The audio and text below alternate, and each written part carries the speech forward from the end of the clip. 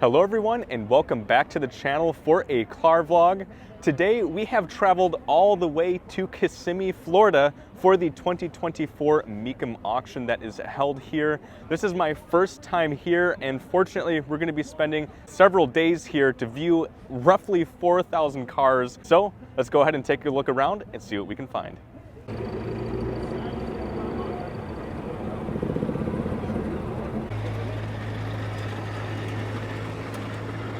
So they did get a lot of rain here recently, and so a lot of the different areas where cars are parked are kind of muddy, but fortunately we found a tent here which is all a concrete floor, so luckily we won't get our shoes dirty over here. And one of the issue with there being 4,000 cars here at Mecum, we're not going to be able to show every single one of them on camera, so I'll just at least try and record the ones that I think are the most special, the most interesting to look at. So this is a 2012 Mulsanne. Very unique front end. Has a twin turbo V8 as well. Very, very powerful. It's a huge car. This Bentley interior is extremely nice. The only problem is that someone smoked in it at some point, so it smells absolutely terrible. Oh yeah, there's the ashtray. I'm sure we're allowed to touch the cars here. Wow. A lot of seat controls. Very different from a Cadillac in here. There are a bunch of Challengers and Chargers here. And I do have a feeling that these are going to go for bigger money this year because they have now ended production. They are no more. This is what I need to go for a great review on the channel. There's even a baby version of the car. Citroen? Wow. Oh, it can fit 4 people. Maybe 3 in the back if you're lucky. And the thing that's deceiving, this is a 1990, so you would think it's 90. This would be something from the 50s, 60s, but it's a 1990. Wow, and Citroen still made this design in 1990. Correct, so they did this exact same design for decades. I guess they saved money that way, huh? Saved a lot of money. It's a big car. Late 40s, early 50s. 1950. 1950, wow. So we were just moving in closer to the auction block, but only problem is I can't tell what the heck the guy is saying, so we're not going to stay here for very long.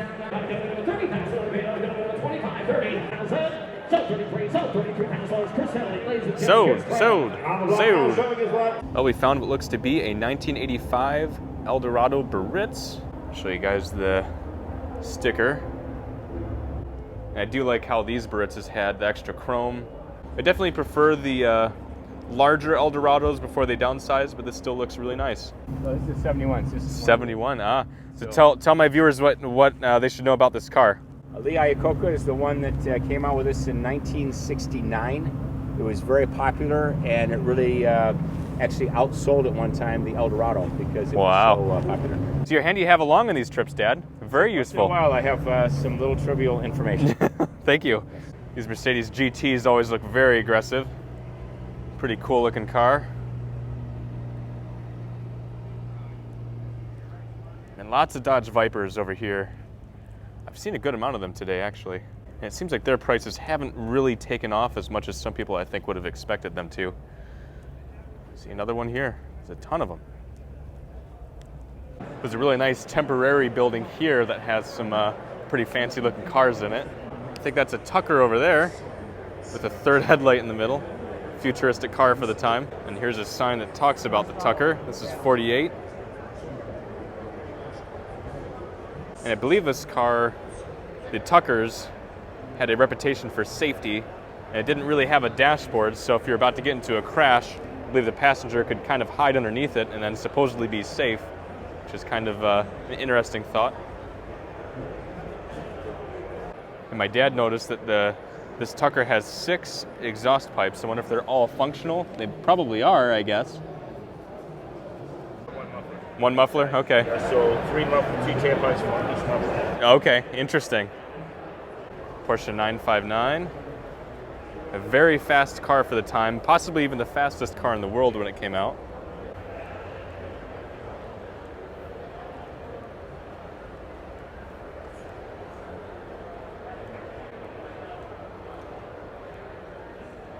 That wrap looks really Really strange. Yeah, this has got to be a pretty fast car. Let's take a look at the sticker real quick, see what it is. Black Series P1 edition. I've never heard of it, but obviously it must be special. Yeah, it is an interesting color combination. It's a ZR1 though, so it's pretty quick. Oh, there's a couple of them. Wow. I think I like the looks of the orange one a little bit better. This is a Jaguar XJ220. So this is a kind of like a supercar from the time, like 1990s, early 1990s maybe. Very rare. They didn't make that many of them. 93, 703 miles, V6 engine. Okay. 282 were produced, and I think I don't know if it said model year or if it's just in total. Yeah, 282 in total. GT MK2. Jeez. This is definitely the most aggressive looking GT I've ever seen. They have an Enzo here. Pretty cool. And an F40 over there.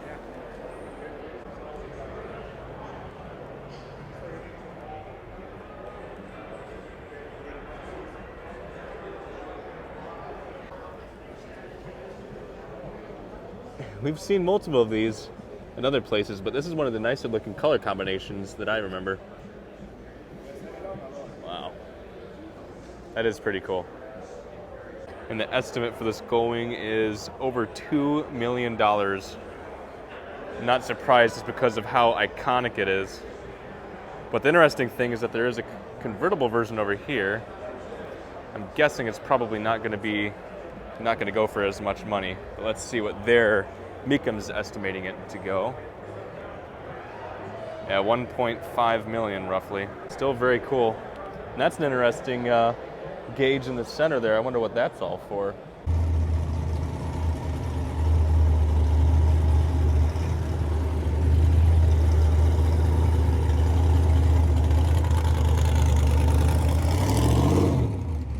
Ooh, and a Lamborghini Diablo, I believe. Let's take a look. Yeah, 96. I think these have started to go up in value a bit too, which is interesting. Cool. And another, and a Z06. I do very, very much love the C8 Z06s. They're just like a modern Ferrari. They sound incredible. Look at that Porsche. That is the weirdest looking front end I've ever seen. That can't be normal. I forget what you said. Did you say Rolls Royce? I forget.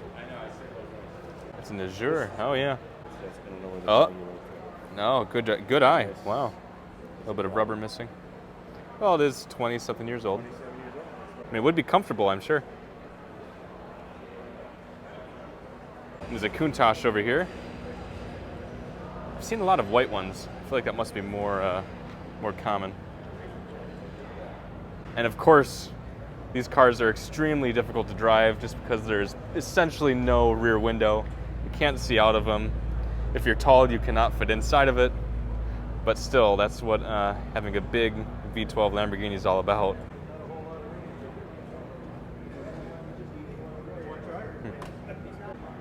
Yeah, it looks like just a... Even though I guess the body has been changed too, because the roof looks too low as well. Oh, it's definitely been, yes. Yeah, this thing's been really changed. What the heck is that? It's definitely not my style. Goodness. I guess modernized on the interior. Very unique. This Mercury has a really cool looking front end with those headlights. Maybe turn signal and headlights, 4 of them. Oh yeah, the dashboard looks nice. Do you think that that's stock, or do you think that's something different? Whatever that thing is, it's got to be a light, right? I've seen those before on a car show, and it had a purpose, but I don't remember, and I don't know if it's stock or not. Oh, but okay. We need to do some research, because I did see a video that had that on the trunk lid. Was it with the Mercury too, in particular? It was with the Ford, either Mercury or, yes. Okay, well, if this is put in the video, our viewers maybe can comment about it and say what it is. We'd love to know what that is. Figure out what the heck that thing is, yeah. Over here is a very unique C6 Corvette, and it is a Pratt & Miller C6R, And this was essentially a Corvette, like a C6 Z06 that was taken in by Pratt & Miller, which does a lot of GM's Corvette racing. And they redid a lot of the bodywork with these special vents. They also redid the interior to make it a little bit more luxurious and nicer. You can see it says C6R, I guess RS on the interior. Very special, and according to the plaque on this car, they only built 11 of these, and this particular C6RS was built with the 427, which supposedly was the only one to have been built that way with that engine, which is pretty interesting. So it's obviously a pretty rare Corvette, and obviously very different from a regular Corvette from the time too. We are now checking out some of the vehicles outside and that are kind of in more of the muddy areas because it's probably going to rain tomorrow, so we want to make sure we get as much of this covered as we can, so then we can check out more of the inside buildings when it's raining. Beautiful Bentley convertible, Continental GT. Well, that guy gave me a little nod. And a Corvette. I really like these C6s, ZR1s. I think they look really, really aggressive. And the clear plastic/glass cover on the hood to show the interior, the engine. Carbon fiber roof, very aggressive looking. I just love the way that these cars look and sound. The C6s are especially pretty, but the ZR1s, those huge wheels, really looks good. And there's the sticker for the ZR1 2011. So for some of you who've been watching little vlog videos that I've made throughout the years and car event videos, you'd know that my dad and I play the slug bug game. We're a little bit childish, and my dad unfortunately beat me to this one, so he got 2 points for an old slug bug. However, on our way here, I got 3 points, I think, in total. So is it 3-2 right now, or are we tied? No, I have 1 point because I had accidentally called another car a slug bug that wasn't a slug bug. So you lost a point. Okay. Yes, I lost a point. Okay. So your total is what right now? 1. 1 to 3. Okay. We'll keep track. 77, huh? Barrett's. Red pinstriping. And the Landau top, but this one has the sunroof. Is it sunroof or moonroof? I forget which way is which. It opens is the sunroof. Okay, so sunroof then. I guess this opens, right? Probably. Yeah, that opens. I would guess. All right. Wow. And this opens too. Ah. It has a lighted key. Power reclining seat on the passenger side. That's a nice option. Yes, I know someone that has it on there. Wow. It's hard to not go to an auction and not see one of these era of Eldorados. It's missing the. Oh, there's the plastic piece that holds in the seatbelt to the seat. Yeah. And does not have Twilight Sentinel or auto dimming, which is unusual. You would think for the Barrett's. For a Barrett's, yeah. Eldorado Barrett's. It's a 57. It's too bad it's sitting outside though. It really should. It deserves to be inside or under a tent. Oh, a Series 62 convertible. That was not right with what I thought. It does look beautiful on the inside. Yeah, I do like the red, black, and white top. I do think that kind of really sets off the look. So this is all one piece. Oh yeah, good point. That's a really big fender. I wonder if that was pretty difficult to manufacture something that size. Had to stamp that whole piece at once. Now, I wonder if these have, these probably don't, like the Bromes, have the automatic opening and closing trunks, I wouldn't think. That are hydraulic. Maybe auto. No, just yeah. Rebuilt power deck lid. So yes, it has the power pull down on the. Okay. Now maybe we should check out that Rolls-Royce coupe. I think it's a Phantom coupe, if I'm not mistaken. Oh, the Rolls-Royce emblem's missing. Oh, the cover maybe doesn't work. Uh-oh. The Rolls-Royces really do have a presence unlike anything else. Suicide door. Such a tall car. It would be fun to have this as a convertible. Mark IV, okay. So a little bit newer. Newer. This should be from 1971, 72 until 75. Okay. The seats look nice and soft. Yeah. Reminds me of the 78 Barrett's with the similar yellow. Mm-hmm. This might be a little bit brighter, but maybe not. I don't know. It's very similar, yeah. So I noticed right away when looking at the paint job of this Camaro that it is the collector's edition for the 2024 model year. So one of the last of these Camaros to be built. With the collector's edition, it comes with a Panther in the R on the Camaro And the Panther, I guess, was used as the code name for when GM was developing the Camaro back in the 60s. So it's kind of as the final send-off, they made this exterior paint color and put that little Panther on the Camaro badge. So kind of neat to see it, but kind of a neat look.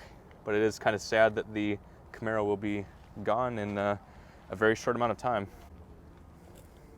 So we're making our way through a muddy tent, but under here we found a Continental. Not the first time we've seen one of these. Most of them we have seen on this channel have been black, but it's all right. We'll still check it out just to see it because these were very expensive. At the time, it was the Continental brand, and Cadillac and Lincoln were really going at each other with their products. This high-end Continental, very expensive, as well as the late 50s Eldorado Bromes. Both handmade cars, and both companies losing money on every single one they produced.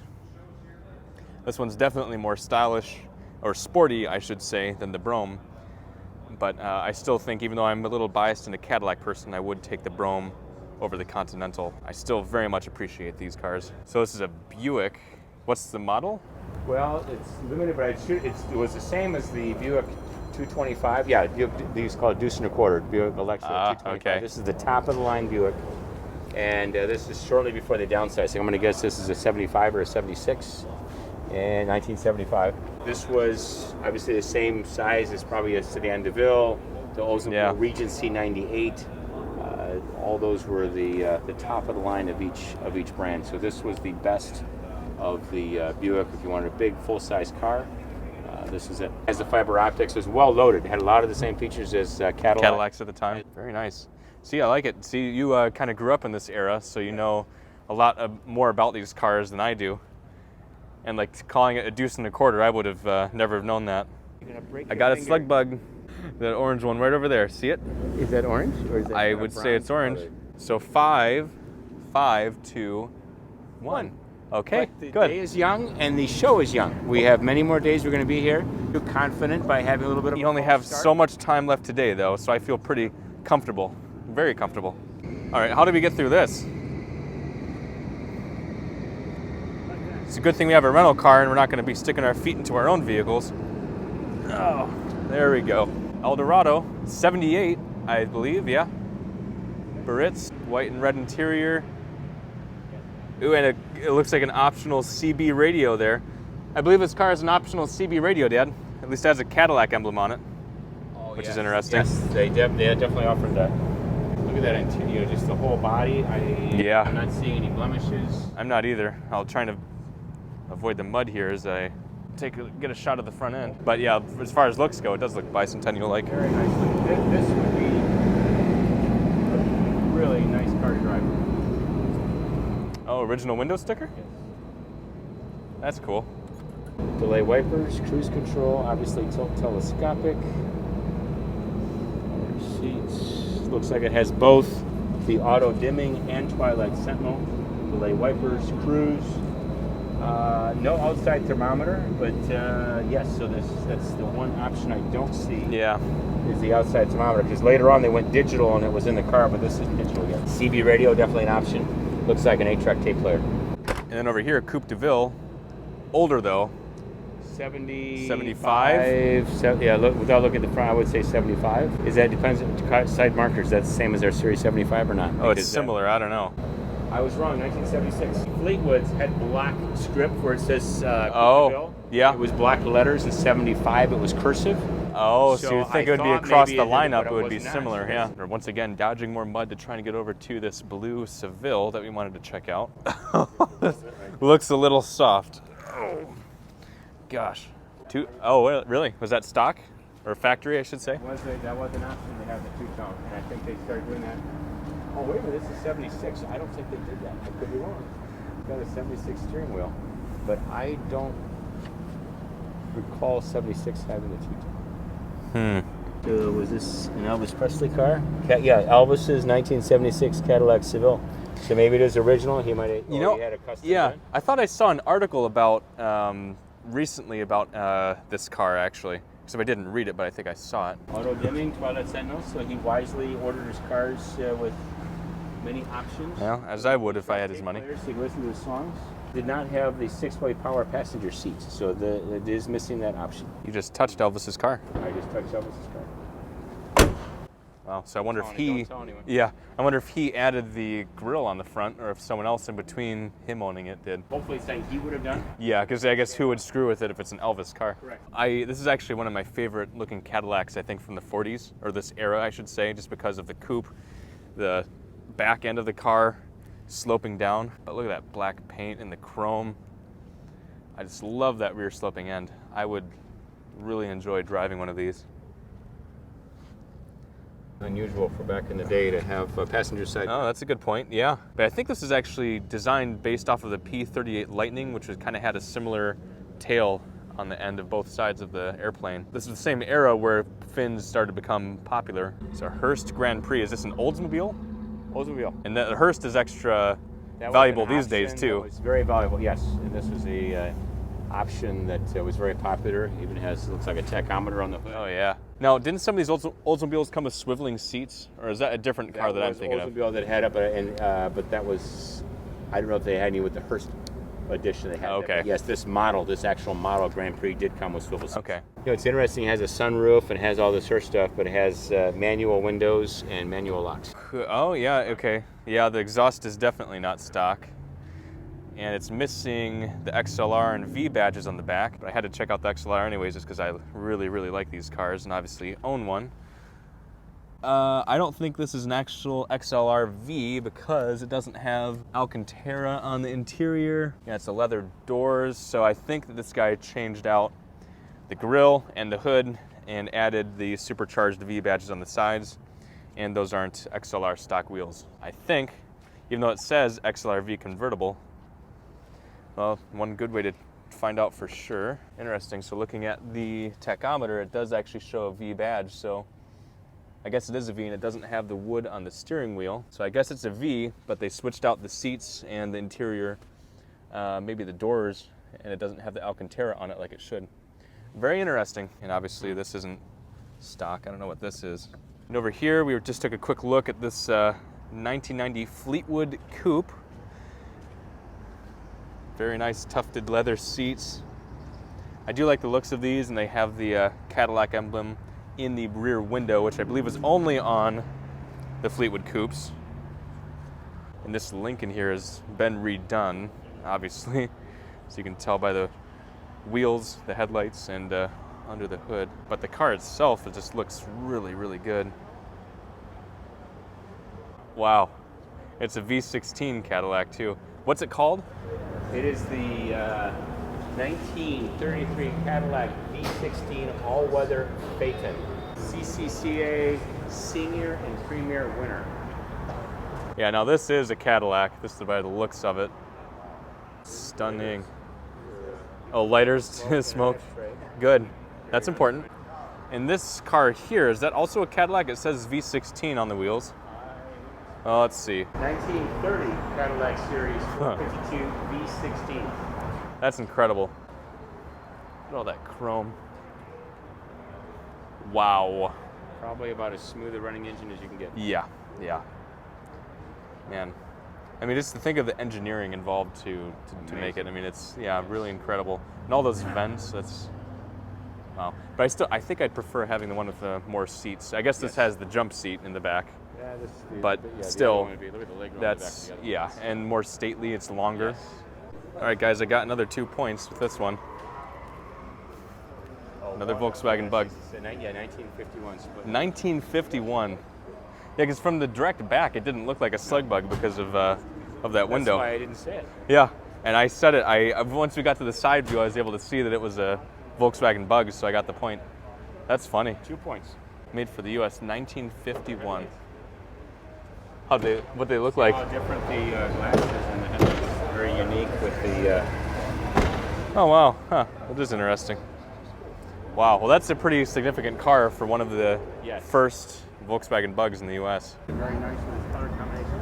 This even has a sunroof. So this is probably about as loaded as you could get on an Oldsmobile. Oldsmobile Regency 98. Outside okay. thermometer has the Twilight Sentinel, cruise, tilt, CB radio, factory CB radio. Okay. I was gonna say though, from the back end, like the rear door back, it does look very Cadillac to me. Very Cadillac. Very Cadillac. I kind of thought it was Cadillac. Oh, look at how comfortable it looks back there, though. Yeah, very nice puffy seats. Those are the Regency seats. They were the pillowed seats. I like it. Yeah, it's a nice looking car too. Horn ring light. Very nice.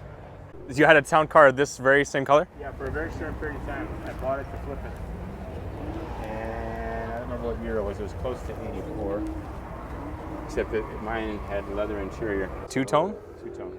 Kind of interesting color. It's almost like a tannish brown. Yes. It was a Florida car, and everything, it was near, the people lived near the ocean, and everything was pitted. All the chrome and the mist from the ocean just corroded everything on the inside of the car. That wouldn't be good for the wiring either, I'm Wiring, guessing, all your or anything. stuff would be bad, Yeah. yes. No, it's amazing just how many cars are here. We're kind of scoping it out for the next couple days and where we're going to go, and we're just keep on going, and they're just cars upon cars. Really just amazing. All these tents. Never seen so many before. Now this XLRV looks a lot nicer than the one we saw earlier. That silver one, let's take a look. 2007, it already sold. Interesting, they put like some sort of a PPF or something, clear bra here, maybe to protect the bumper a little bit if you're taking stuff in and out of it. But a good looking car, I do like it. These XLRVs to me are just so much fun. They look cool and are very rare. Now we just saw this Mercedes over here, and my dad went right for it. It's a Mercedes 600, and I believe it's one of his dream cars, and personally I think it's one of my dream cars as well. So Dad, tell me what you know about the Mercedes 600. Why is it special? Well, I'm not going to do it justice. This is in 1962 or 63 they came out with this model. They virtually made no changes for 20 years on the car, minor things. But Mercedes told their engineers, do not pay any attention to cost, build the best car you can build, and we'll go from there. And in 1963, if I'm correct on the year, it was over $20,000 for this car. Wow. And it was more expensive than the most expensive Rolls Royce that they made stock. So the most expensive car you could buy, a hydraulic air ride suspension, the windows, door locks, sunroof, power seats, all hydraulic. And one of the reasons they went with hydraulic, and Jay Leno does a great job of, he also has a 1972, and that's what this is. The motors back in the day for the windows were relatively large. When they went hydraulic, they could make the doors thinner and therefore have more interior space. So the whole idea was spare no expense. So the leaders of the world and wealthiest people, dictators, had multiple of these. Elvis Presley, John Lennon, now we get dictators, Mao Zedong, Saddam Hussein, all those people had multiple Mercedes 600s like this, and they had a Pullman edition that was stretched that would be the equivalent of 6-door. Some of them were 6-door, but they would also have divider windows and have jump seats and a lot more room in the back for the Pullman edition. But this, for like driving, everyday person, this is the ultimate car. 6.3 liter, so tremendous amount of horsepower. Drove really well. The other thing they did, again, spare no expense, a much larger gas tank. I think it's like a 30-some gallon fuel tank. Mercedes also made it armor plated if you wanted. You could order it bulletproof. The best car that you could buy, certainly in the 60s, 70s, probably 80s. And one of your dream cars. One of my dream cars. If money were no object, I would have this exact style of car. A dream car of mine since I was a little boy, as long as I can remember. I always said if I had a lot of money, I would have a Mercedes 600 like this. Okay, so we just finished up for day one at Mecum in Kissimmee. We're going to be back again tomorrow, but again, we're expecting a little bit of rain, so we'll see how that plays out with all the cars outside. We'll hopefully be inside a little bit more, but looking forward to another exciting day.